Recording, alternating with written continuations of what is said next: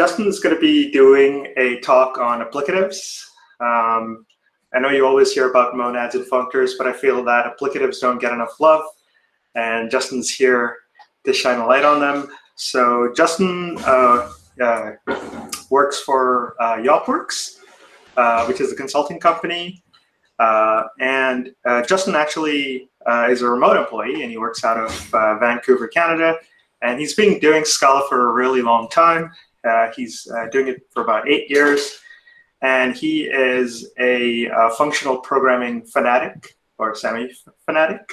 Yeah, apart from writing code to solve his business problems, he really likes talking about complex technical topics and trying to bring them to a wider audience. So Justin's pretty famous. He's spoken at a lot of conferences, and we're really happy to have him here.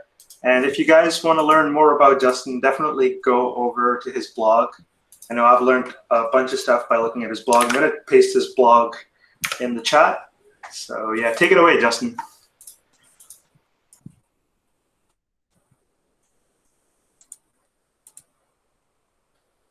Hi, sorry, just finding my presentation.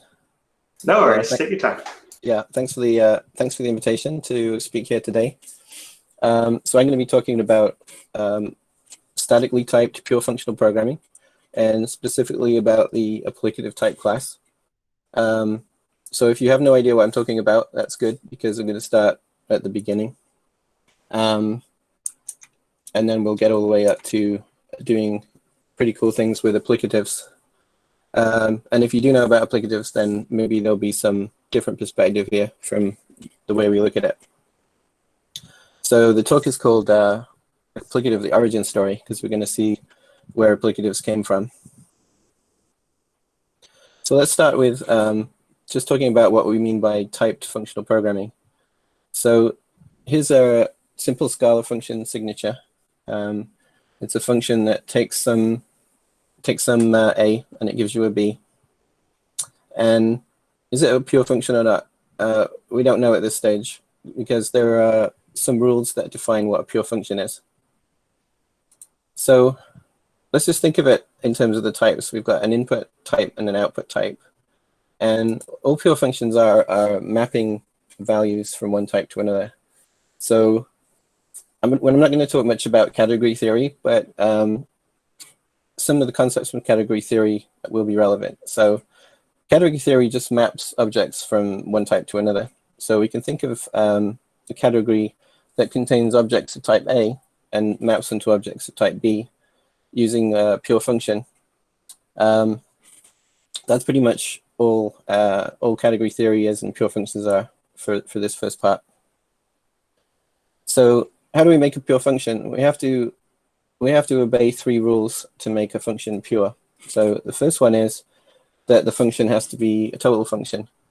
So every value of A that we put into this function, we're going to get some value B out the other side. So that's a contract in the type signature. So there's no way here for us to say we don't know. Like there's no value of A where we're going to return null or some kind of error or throw an exception. We're guaranteed to give you a B if you have an A.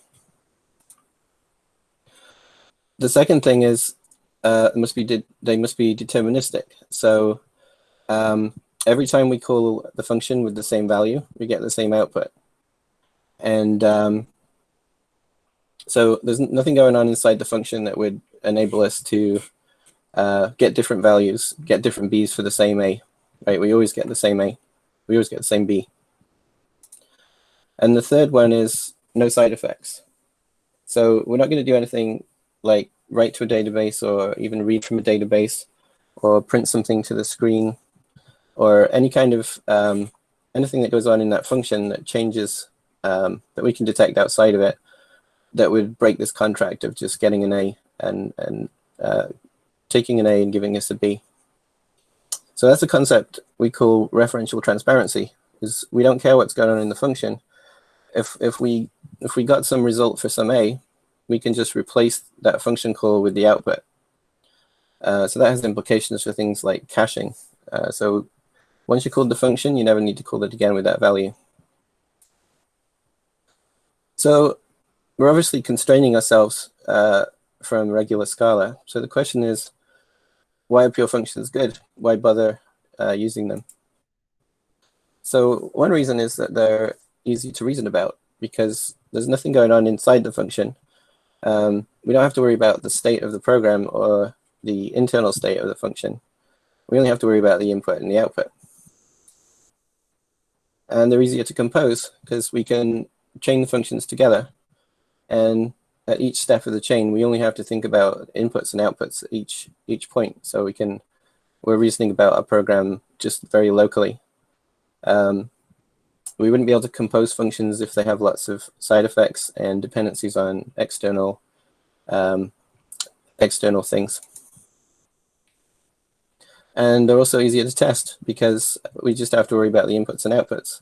So we don't have to worry about mocking a database or mocking some remote procedure call. We only have to worry about inputs and outputs. So if we wanted to be good pure functional programmers and only use pure functions, what would our code look like? It would be something like this.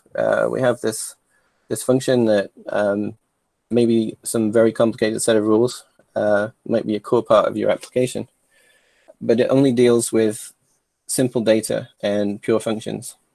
So we can take a bunch of pure functions and compose them together to make more complex functions. And throughout this code, we don't have to worry about side effects or databases or timeouts or any kind of error. And all these functions can be reasoned about locally just from their inputs and outputs, so that we can have test suites for the inner functions, and we don't have to worry about setting up some complex system, some integration tests, just so that we can test our core logic. So that's why, but how do we write useful programs if we don't have any of those useful things like databases and we don't even have a way to print the result? So the answer to that one came from Haskell people in the late 90s who figured out that they could, instead of putting the side effects in statements that get executed when the statements are executed, they could instead describe the side effects in data types. So what we're going to look at is data types that can describe side effects. Then we'll see how we can combine those with pure functions to make useful programs. So here's a bunch of effects, right? So these are data types that describe side effects. Most of these will be familiar if you're a Scala programmer. Even if you're not into the pure functional stuff yet. For example, option gives us the ability to handle missing values.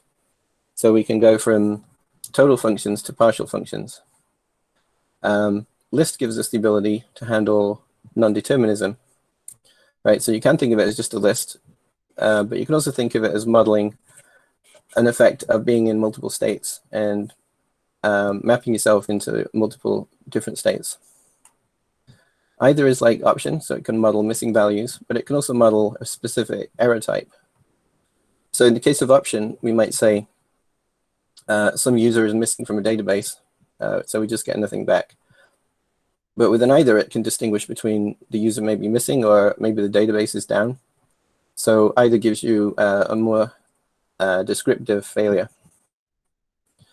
Then we've got the state monad, and that brings back the ability to handle mutable state. So now we can combine pure functions with programs that mutate state. And the reader monad gives us the ability to thread read-only data through computations. So maybe it's configuration information or a symbol table or something like that. And the pure functions are able to read from that and pass it through a chain of computations. So we see that one in action later.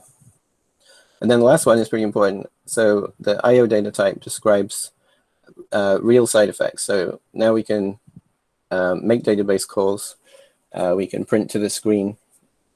And typically, we call these effects in general now. And these effect systems are quite sophisticated. They can describe things like concurrent, asynchronous, and synchronous effects, errors. And they also give us the ability to defer execution.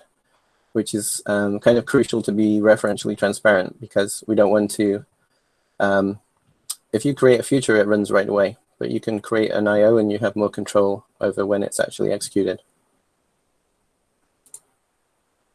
All right, so given data types and pure functions, how do we combine those to create programs?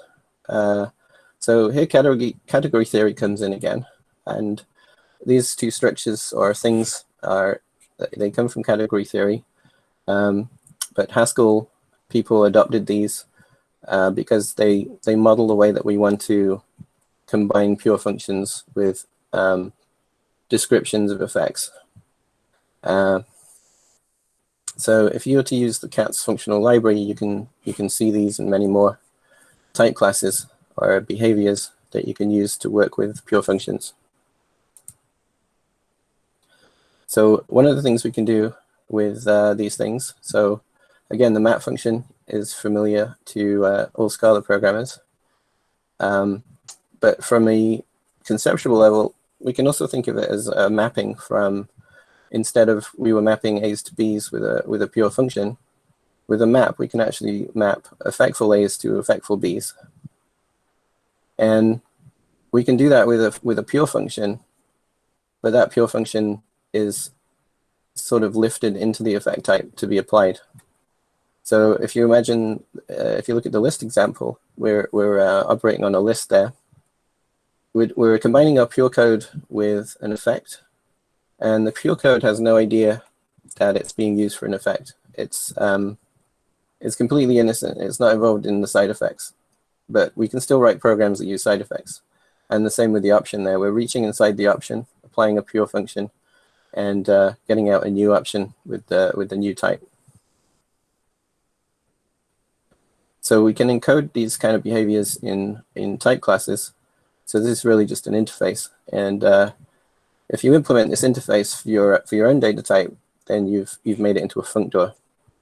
And the only limitation is it has to obey the same laws that functors have to adhere to in mathematics, which sounds pretty crazy, but it's the laws are actually quite what's the word? Straightforward, and they just make things behave in the way that you would expect.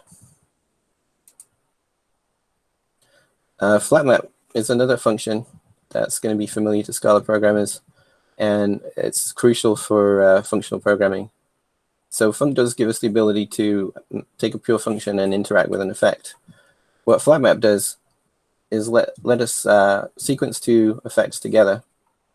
So quite often we see this kind of signature where we want to get a user from a database, for example, and we're going to pass in some pure data, in this case an email address, and then we get a effect back. So we're turning our pure input into an effect. And then we want to call get account status with the output of the first one. So we want to chain two effects together. And we can't just compose them like pure functions, just like we needed functor before, we need a way to combine them with the pure function. So if we did only have functor, you can see here that we can actually sort of do what we want, but the output is going to be a nested future. So we end up with a future account status, because the way that functors work is once they map the function, they rewrap the result into an effect. So obviously that's what flatmap's for. We've combined these two things. We can combine them together. And flatmap is going to map two effects using a function that maps a pure value to an effect, but then it has this flattening action as well. So this is tailor-made for combining these two effects like we wanted to do. And we can also rewrite this using full comprehension. So full comprehension is going to be rewritten by the Scala compiler to do a series of flat maps and maps. And when you look at the full comprehension, it's clear that these are done in sequence. So one thing happens, and then another thing happens. And we take the output from one and put it in the input to the second one.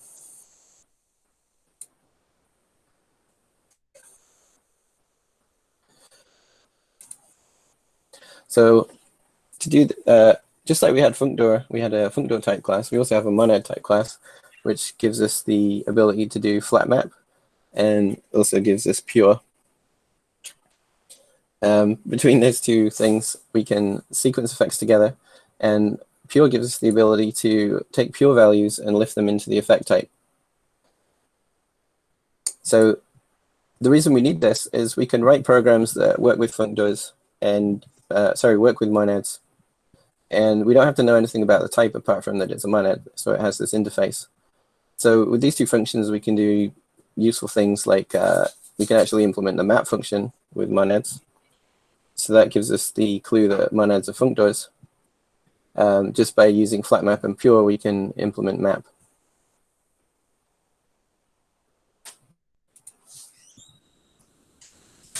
So what does the program look like? Now we have pure functions, we have flat maps, we have monads and functors.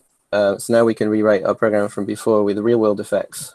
And what we've done here is these functions, when called, will do the actual side effects. These are imperative function calls, but they're not actually going to get called. What we're going to do with this apply for line function is create a program. So we can create that program, and what it is a data structure, and then we can run it. And then you can see that the function is called unsafe run because it's unsafe in terms of now we're leaving the pure functional world, and we're going to actually do some side effects. But before we ran it, it was just a data structure, and it was still referentially transparent, and it was still pure code. So this type hierarchy, remember before we saw that monad inherits from functor, and that's partly because monad can implement functors. So monads can also implement applicatives, and applicatives can implement functors. So this is a type hierarchy that represents inheritance, but it also represents sort of increasing power and decreasing freedom. So functors can be applied in a lot more cases, and so can applicatives. But monads have more, can write programs that you can't write with applicatives and functors. So what is the applicative? So applicative came from, was first described in this paper in 2008. And the idea, this was like, just to set the history, this was about 10 years after monads. The late 90s is when monads were introduced. So applicatives were about 10 years later. And just to demystify the title of the paper, applicative programming with effects. What this means is applicative programming is applying a function to parameters, basically.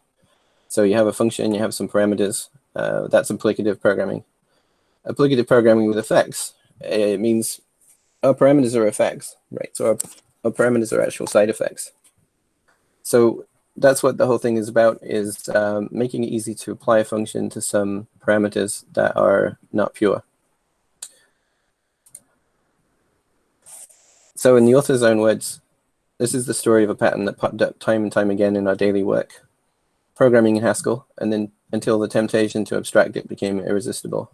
So in other words, they kept implementing this pattern, and so they felt compelled to give it a name and make it more general and easy to use.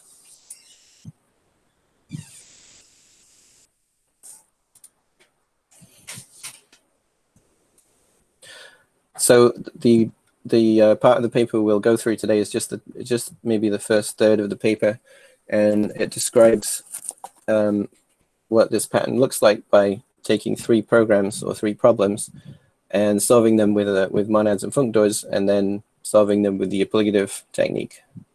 So the first one is sequencing commands, and don't worry about the Haskell if you're not familiar with it, because we'll look at the Scala code.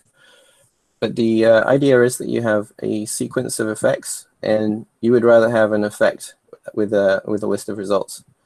This is actually a pretty commonly asked question in news groups and Stack Overflow.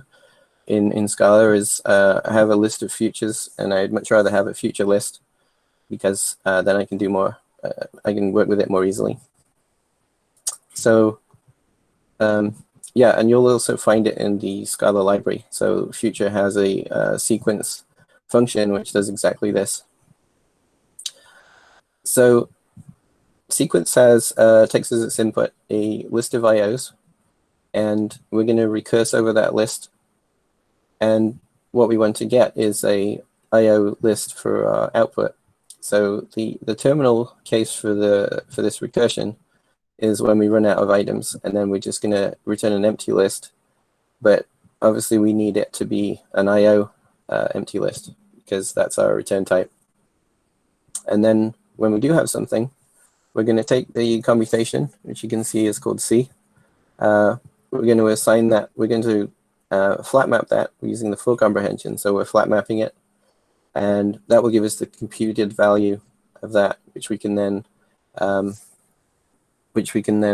append to the rest of our sequence.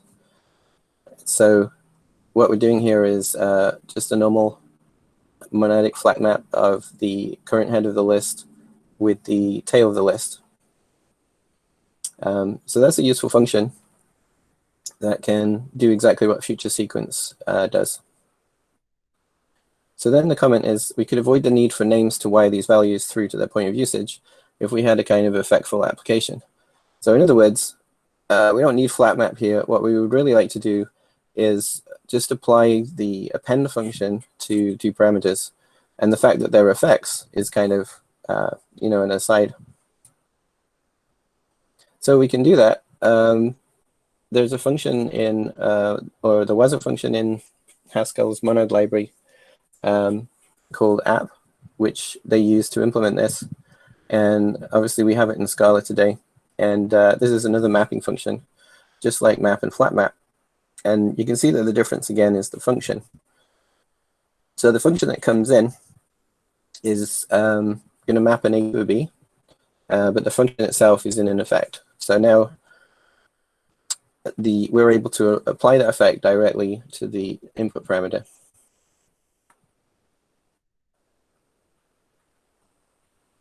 So this is what it looks like in Haskell, but we'll skip to the Scala in a second. But the idea is that we're just going to replace the flat map code with the applicative code. So here the code is identical, but when we loop over the list, we first of all have to lift the append function into the IO type, and then we can apply it to the two parameters. So we've got the computed C, and then we've got the tail. So just to make what's going on here a little bit clearer and what the app function does, let's take a look at what app does with an option. So we have a pure function here called inc, which just increments a number. And what we'd like to do is just apply that to a number that's in an option using the applicative. So the first thing we do is we call applicative pure to lift that function into the option effect, and then we can call the app function on it, and then increments the number. So that's quite straightforward.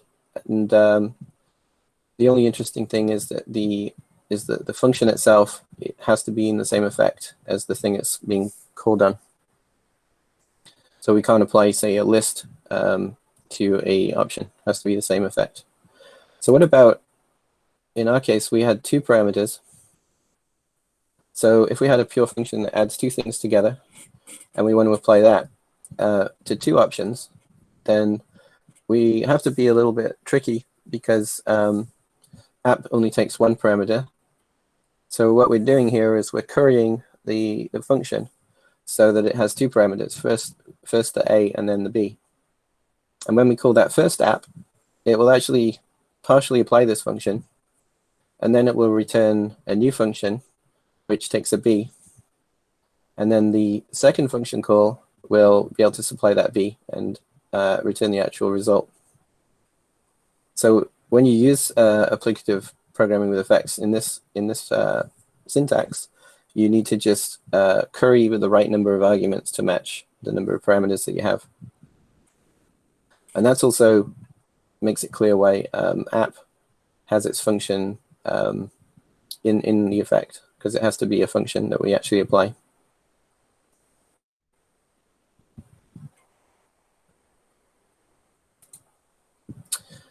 And if we go back to sequence, you can see that same currying here. So when I lifted this function, I gave it an A, which is the head of the list that we computed. And then I gave it the list, which will be its second parameter to do the rest of the concatenation to get our final list. All right, so that's the first program. There's going to be 3 programs like that, and we'll see that they all have kind of the same shape. So evaluating expressions. So this one is, we have this syntax tree and expressions. We want to be able to evaluate these expressions and get a result. So this is the non-applicative version. And this is just kind of a straightforward recursion over an expression. And so we can see that we can give it a simple table, and then it will be able to calculate the, evaluate the expression and give us the result. So the comment here is, we can eliminate the clutter of the explicitly threaded environment with a little help from some very old friends designed for this purpose. So what they're talking about there is the reader monad, and specifically there's 2 functions here that come from something called ski calculus, which is not really important, but it just means that there is 2 functions very much like pure and app that we can use with reader. So we can rewrite our code using the reader monad. And so the details of all this aren't important, but you can see that at the end, the shape of this code and the way it works is very similar to the sequence one. So we're just applying a function to 2 arguments using app.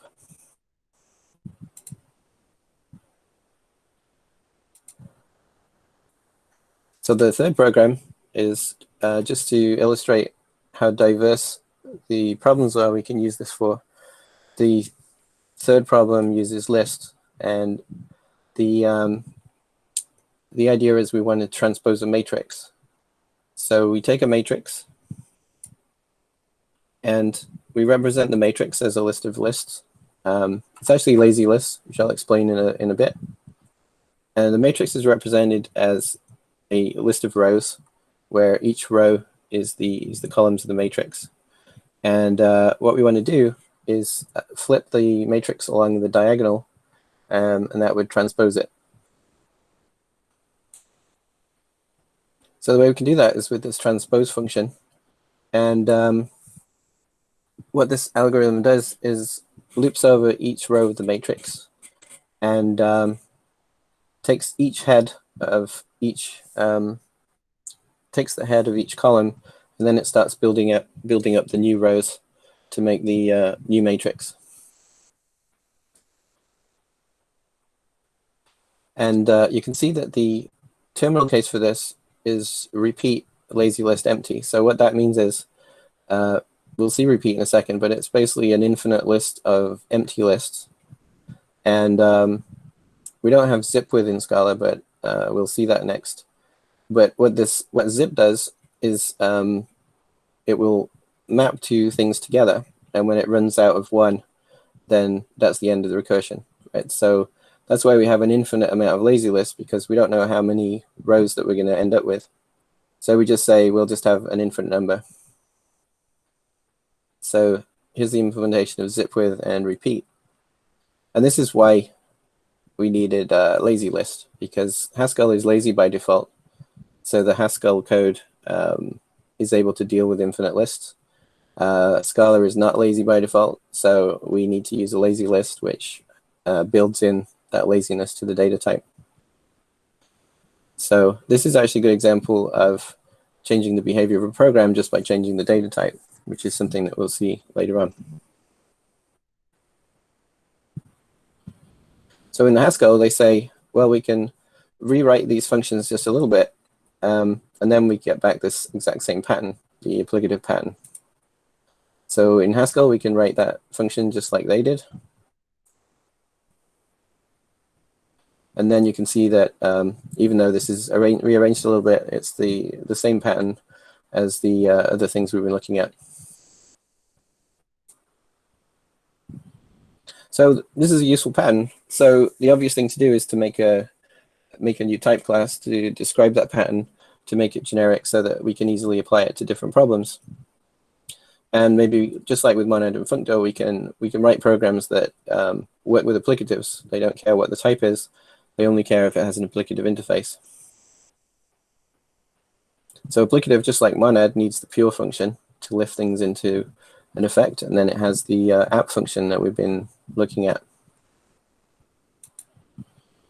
And here you can see that applicative can in fact implement maps. So applicative is also a functor.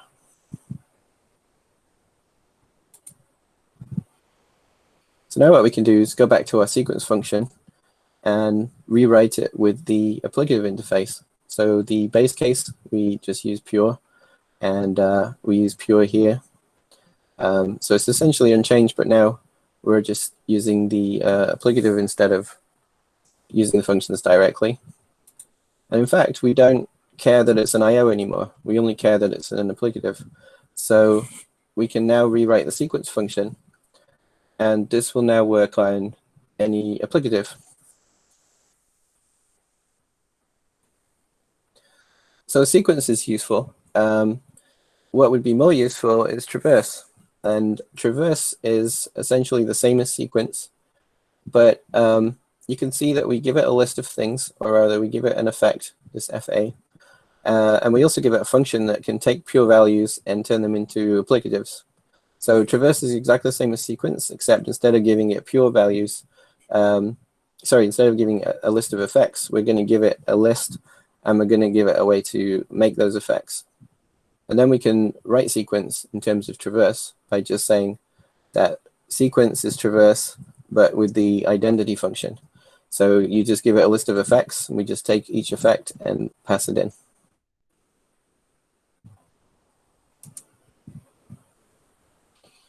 So then we can implement instances. So this would be the instance for traversing a list. And again, we only need to write this function once for all lists of applicatives. And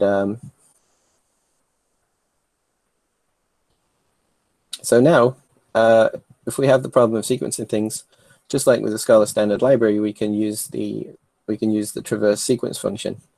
But the nice thing about this version is that it's a lot more flexible because it works for any applicative.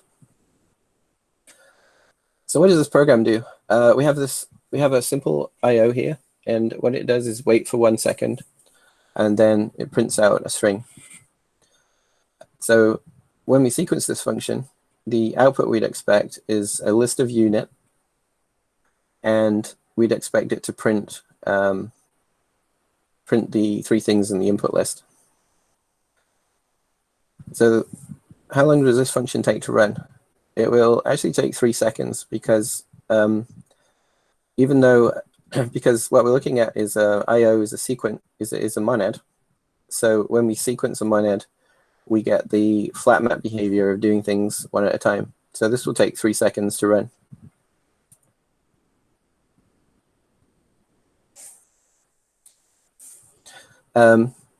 If we were to change the data type to parallel IO, so we didn't change our original print IO, but we've changed what we're traversing with. We're going to wrap the effects in the parallel constructor.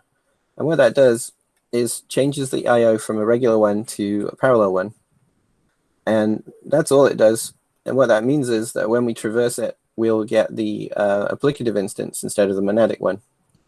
And applicative instances are able to run in parallel because they're not dependent on each other at all, and they're not sequenced. So all we changed here was the data type, and we changed the behavior. And so that's an important concept. So why don't we just make IOs applicative? Why don't we just make IOs applicative work in parallel? right? Or why don't we just implement our own instance of I/O? Well, here's a great impure pix about why we shouldn't do that. So this is in Haskell, but the important point is that changing a constraint shouldn't change the behavior of a program. So if you have some program that takes monad and we change it to applicative, then it shouldn't behave differently, because that would make our programs hard to reason about, right? So we have this consistency law. So the rule is don't change the constraints, don't change the type classes, change the data types, and then the data types can describe the differences in behavior. So now I've told you the rules. This immediately breaks the rules. We're implementing our own instance of applicative for lazy list, just because I was lazy. So what's happening here is I've rewritten the lazy list applicative to use repeat and zap from our earlier example, and now we can transpose a matrix with just the sequence function.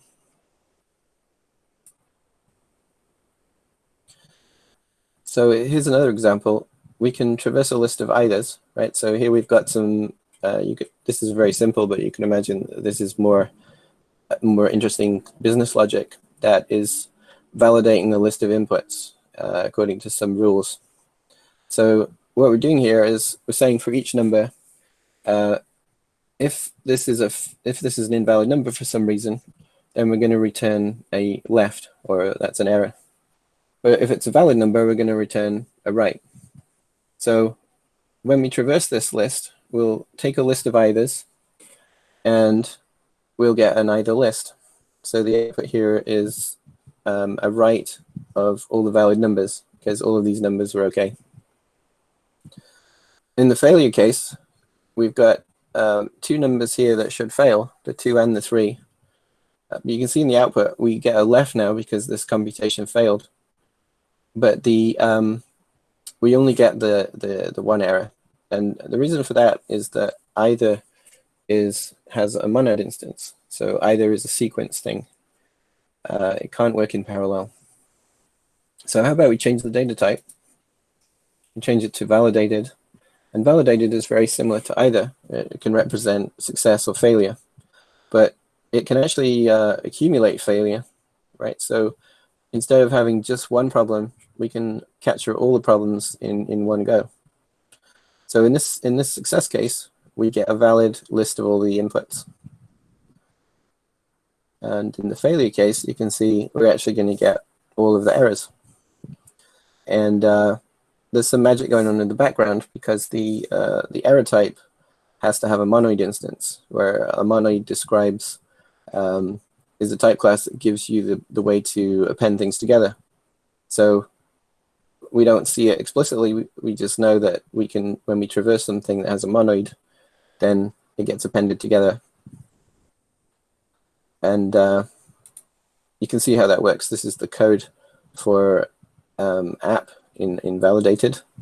And what it's doing here is if there's two successes, then two valids, then it can apply the function, go into the next one. But if there's two invalids, then we call combine. Sorry, this is a semi-group, not a monoid, because it doesn't need to. Monoid also handles empty things, but we never have to handle no errors, so we only need a semi-group. But we have a way to combine two invalids here, and in the case that only the left or only the right is a fail, then we just pass that single fail. Now you wouldn't be able to implement this function using flatmap, because flatmap is an early out. So as soon as one of the input effects fails, we don't evaluate any of the subsequent ones.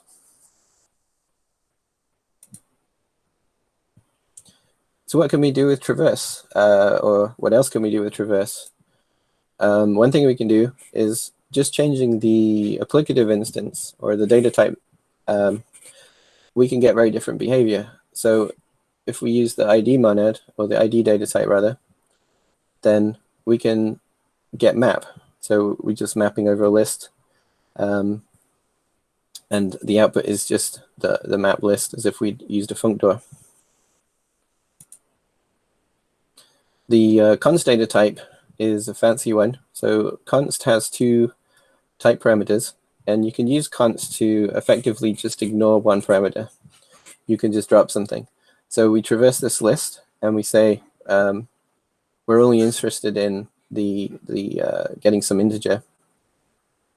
So we map over the list, we create a const, and in fact the output here is the sum of the numbers, because the implementation of applicative for const will append things monoidally, right? So now by using the const data type, we get fold or reduce.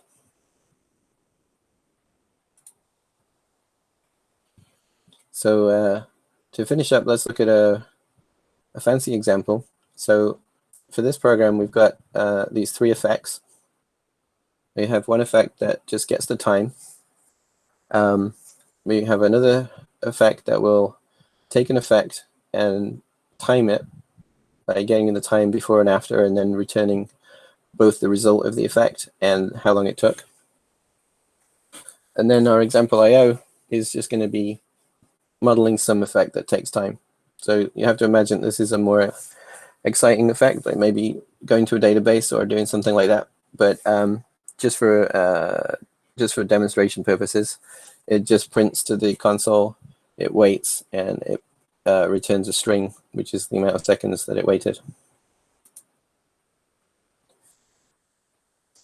So now we're going to traverse that. We're going to traverse a list of numbers, and what we need to do is we're going to pass each number to example IO, and then we're going to time that function, and then we're going to wrap it in the parallel constructor. So now what we have is a IO effect that will time itself. And then we're going to map it to a const. So when this IO completes, we want to take the result, which is just the time it took and its actual output value, and then we're going to make this tuple of const values. So this is the time each one took. This is just going to be a constant, which we'll see what that's for in a moment. And then we have the output, and that's a list, and the time it took, which is also a list. So what's going to happen here is, remember that const is going to be combined because it's a monoid. So what will happen here is, when we traverse this list of effects, the time will get each of the times will get added to each other. So this column will be the total time of all of the effects. The ones will get added, so this will be a count of how many effects we ran. Lists get appended, so this will be a list of the output values, and this will be a list of the individual times that each one took. So the reason we can do this is because you can combine any two applicatives. So what we wanted to do here was combine the parallel IO and const, because we want to get the behavior of both of them at once. And we don't have to write any code to do that. You can automatically combine applicatives. All we had to do was tell it the type. So that's what that nested part is. So we're telling it that this type is a parallel IO, and it's a const with all of these values, and the output value is string. So then we can just, when we actually run this, we need to do a lot of unwrapping, because let's face it, we did a lot of wrapping of things to begin with. We need to get the value of the program, then we need to unwrap it, and we need to run it, and then we need to get the const. But once we've done all that, our program output would look like this. So you can see that all of the effects started at the same time. The order they started would be random because they're running in parallel. And then they all complete in the order of how long they waited. And then you can see the accumulated stats of everything that we got here. The total execution time, and then we can calculate the average, which is just the number of effects divided by the, it's the total time divided by the number of effects. So you can see that just by using a bunch of things together, applicatives combine, monoids, and the traverse, we're able to write sophisticated programs with just a small amount of code, and unfortunately a lot of type annotation, but that part is just mechanical.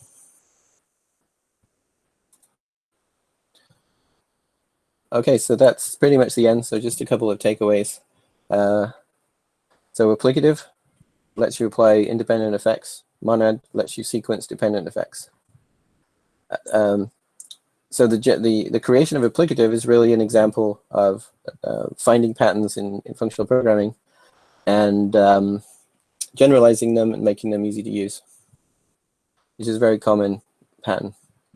And if you want to learn that pattern, that's kind of what the Red Book teaches, is how to spot patterns and explore things for yourself. And then the last one is abstractions like applicative and traverse. They let you express intent with types, right? So we build these initial behaviors, and then we can describe programs just by swapping different data types around to get different behaviors. All right, that's the end. So I can take any questions if anyone is still awake. Thanks, Justin.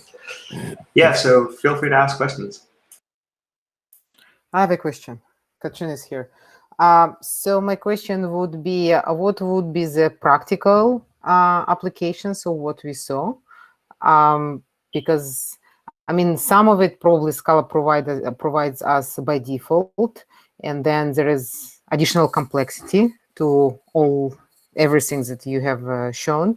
So what would be the case where I see that trade-offs are in favor of using applicatives and functors and not just going by monads, which are simpler to grasp? Well, I think what we did was we went from very simple to very complex in a short period. So you don't have to be writing the very complex parts, but you can definitely take something like the cats library, and you can do some of the things that we had here without having to understand all of the pieces in detail. For example, you don't have to write your own traverse function, you can just use it. So it's beneficial to learn what it does, but not how it was implemented. And there's other libraries like Zio, which describe a lot of these kind of effects without using category theory terms. They just use plain English. So that's another approach. But I think the idea is that the more you learn, the more you can express with less work. But there's a complexity cost. So it really depends on the rest of the team that you're working with, like what the level of functional programming is on the team. I think to add to Justin's point, one useful case for applicatives is definitely the validated data type. We use it heavily to do error validation with error accumulation, whereas just using sort of an either where you get fail fast validation.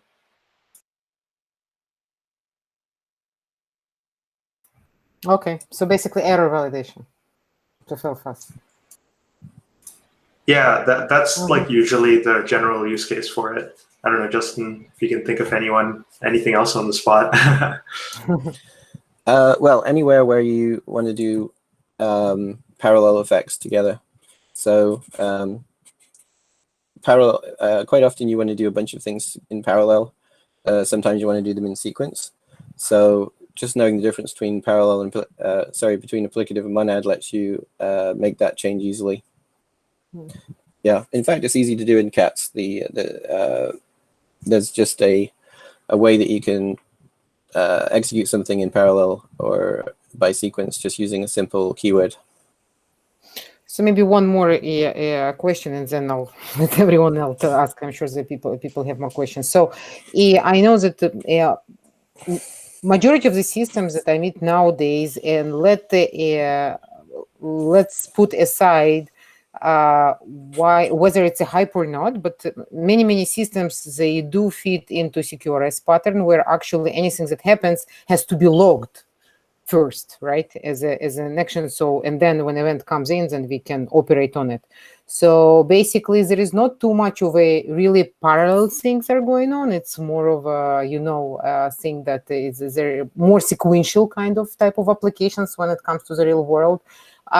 Do you see as a successful, like, what would be the successful use cases where CQRS and these higher order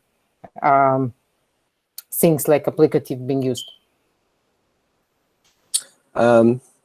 Well, CQRS is kind of it's usually a very linear process, right? Because you want your events to come in, in order, right? So that's an example where you wouldn't want to use applicative, right? But in streaming in general, you might have streams where you want to process 100 things in parallel, and that's where you could use the applicative pattern.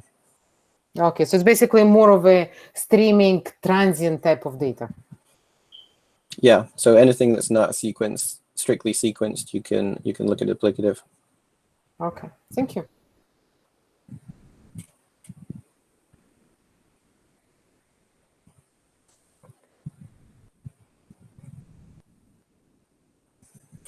I have a question.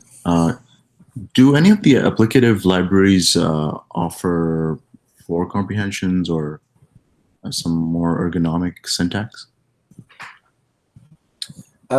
Yeah, if you look at the documentation for cats, look at the parallel data type in cats, and that will give you a syntax for doing applicative in a full comprehension, or, well, not really in a full comprehension, but it gives you a way to do it to any effect.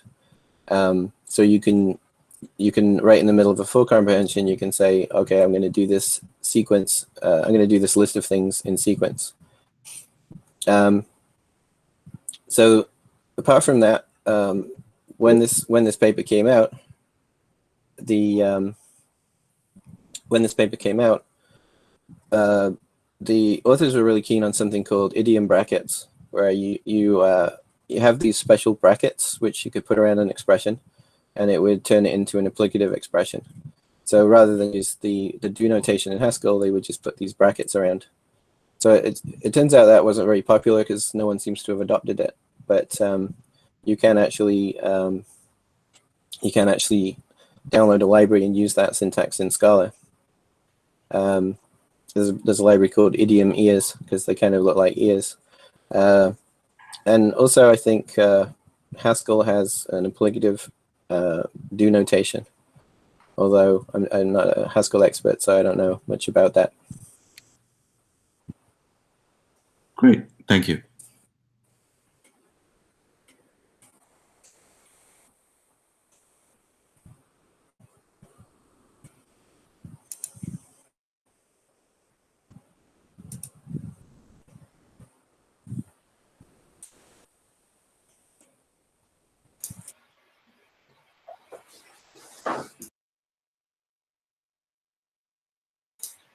Okay, I guess I have more questions. Oh, more questions. Okay, great. Yeah. Okay, so my question is, so are they clear competitors winners in terms of the libraries that exist nowadays for Scala ecosystem? And of course, your personal preferences, so we can come after you when it doesn't work for us. No, I'm just joking. When it does work for us, we will come and say thank you. No, I don't really have a favorite. I've been doing pure functional programming for about 3 or 4 years. So Cats has existed as long as I've been doing it. But Scala Z came before that, and that one is still popular, although it's not in active development, but it still seems to be stable. So, and then it comes down to Cats and Zio and Monix. So Cats is really the only actively maintained core library for doing FP, whereas Zio is more of a Zio and Monix are more focused on particular kinds of parallel and concurrent programming and Yeah. So I don't really have a favorite. There's different horses for different courses. Okay. Last but not the least, once again, if there's someone else who has questions, please just feel free to interrupt. Did you try to see if there is more pure functional things that can be used in Scala 3, or you haven't had a chance? I don't know. It's more of a question. It's not a question with an answer from my side. Yeah, I'd be kind of interested in it. I've seen some examples on Scala 3's website about what type classes will look like in Scala 3, and they look pretty good. But I've been too lazy to really spend a lot of time on it. But it definitely looks like it's going to be less complicated, which is a big win. I'm gonna send a link. Someone's actually started encoding a lot more of the things that you can do in Haskell because the type system got more refined. Like you can do like con extensions and generalized abstract data types and stuff like that because they've fixed a lot of the type system problems in Scala 3. So that's a really good blog. Definitely take a look at it if you're interested, Katrin.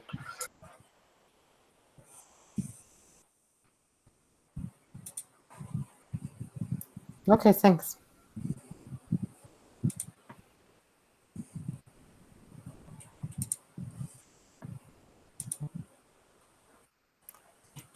Okay, I ran out of questions. Yeah, so if anyone is interested in like if you half understood what I said today and you want to understand all of it, then I recommend the blog post I did with the same name, because it's a lot easier to follow it at your own pace. And also, I never know. It's hard to know how fast to go.